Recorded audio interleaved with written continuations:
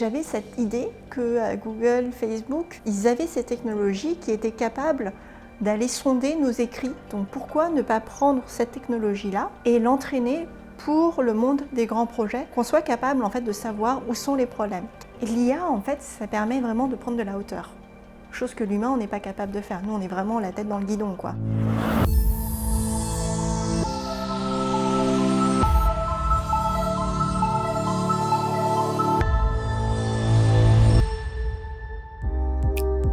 Bonjour, je m'appelle Milly Ting, je suis la présidente et fondatrice de Lily AI.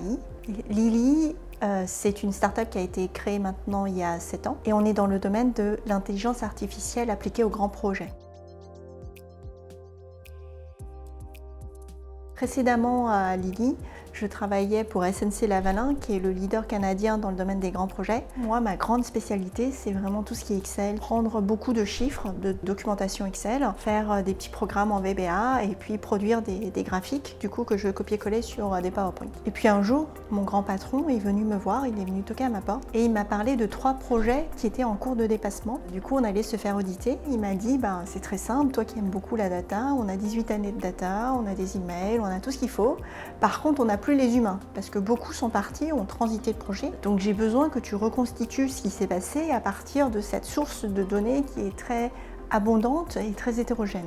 Et bien entendu, Excel, ça ne sert pas du tout à ça. Au final, il y a eu 10 millions de pertes, et nous, on avait payé les heures de nos ingénieurs, les heures de matériaux et tout ça qu'on n'aurait pas pu récupérer. À l'époque, on était en 2016, et l'intelligence artificielle, c'était pas comme ce qu'on connaît maintenant, quoi. Mais j'avais cette idée que Google, Facebook, ils avaient ces technologies qui étaient capables d'aller sonder nos écrits et de m'envoyer la bonne publicité. Donc pourquoi ne pas prendre cette technologie-là et l'entraîner pour le monde des grands projets, pour qu'on soit capable en fait de savoir où sont les problèmes, de quoi est-ce que les gens se plaignent, pour pouvoir les devancer. L'IA, en fait, ça permet vraiment de prendre de la hauteur, chose que l'humain, on n'est pas capable de faire. Nous, on est vraiment la tête dans le guidon, quoi. Il y a 5 casseroles et un couvercle, quoi. Surtout dans la gestion des grands projets. En tant qu'humain, nous, ce qu'on sait faire, on sait prendre des décisions, on sait les expliquer aux équipes, on sait motiver les équipes. Par contre, là où on est moins bon et où l'IA peut aider, c'est vraiment d'avoir cette mémoire d'éléphant, d'être capable de rentrer dans n'importe quel détail, de retrouver toutes les informations et d'être capable de pré-mâcher le travail de l'humain. Là, par contre, l'IA est très très forte. D'ailleurs, moi, c'était une de mes grosses frustrations dans mon travail. Je faisais énormément de copier-coller. Je passais ma journée à faire des copier-coller et à pointer les chiffres. Ça, effectivement, ça fait partie du travail d'un humain actuellement, mais est-ce que c'est ce qu'on a envie que l'humain fasse? Est-ce que c'est ce que l'humain a envie de faire? Je pense que ce sont des tâches qui sont extrêmement machinales, qu'on devrait rendre à la machine, de façon à ce que l'humain puisse faire ces tâches humaines. La manière dont l'intelligence artificielle fonctionne, on va prendre en entrée l'ensemble de la documentation des grands projets, notamment les emails et les pièces jointes.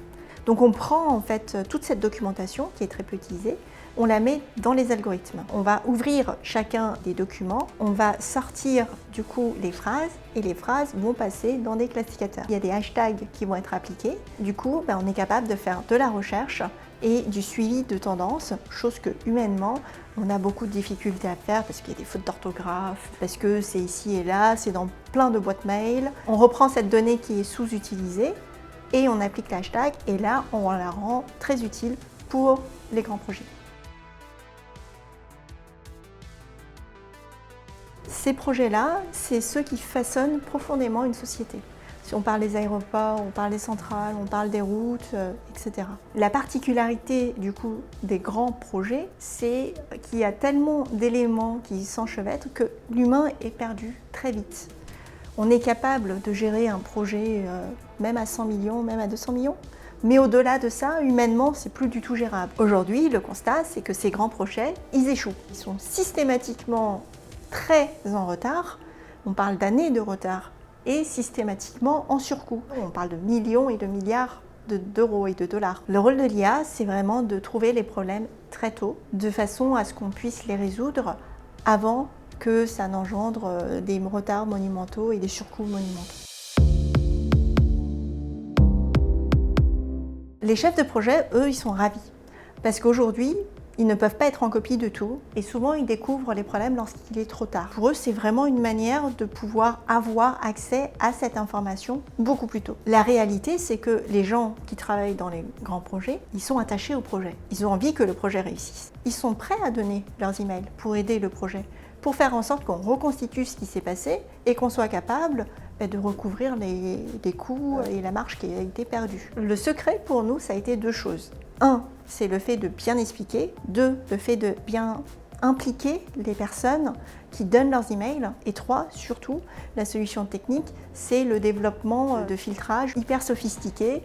Donc on donne la main aux utilisateurs sur ce qu'ils acceptent et ce qu'ils n'acceptent pas d'exporter dans la solution Lily. Et ça a tout changé. C'était pas nécessairement un des thèmes cœur pour nous au départ. Et c'est vrai que très vite c'est arrivé parce que les utilisateurs ont demandé à pouvoir comprendre les résultats. Pourquoi cela et pourquoi pas d'autres?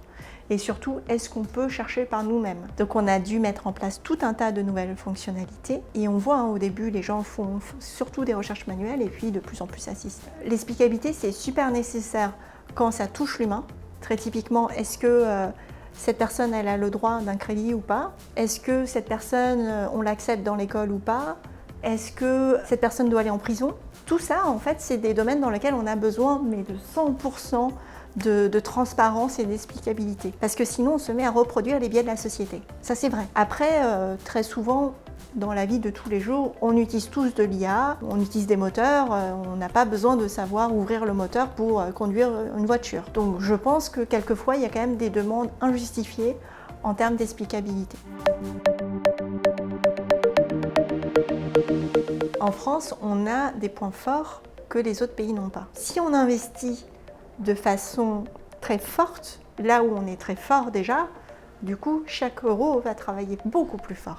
Et il se trouve que dans le domaine des grands projets, la France est championne du monde. On a parmi les plus grands constructeurs du monde et on a parmi vraiment les meilleurs ingénieurs du monde. Donc on est très très en avance. Il faut investir là où on a la data. Si on a la data, il faut y aller. Si on n'a pas la data, c'est compliqué. Par exemple, tout ce qui est détection faciale, c'est très compliqué. Non seulement on n'a pas la data, mais en plus, c'est un petit peu contre l'éthique française. Le futur de l'IA, ça sera de travailler de façon beaucoup plus collaborative avec ceux qui connaissent le métier et qui connaissent suffisamment d'IA pourront permettre aux ingénieurs d'IA de pouvoir faire de meilleurs algorithmes. La différence, ce sera entre ceux qui savent que la donnée est au cœur de tous les enjeux, savoir quels problèmes ils veulent résoudre et s'assurer qu'ils ont la donnée en conséquence, et puis ceux qui ne le savent pas.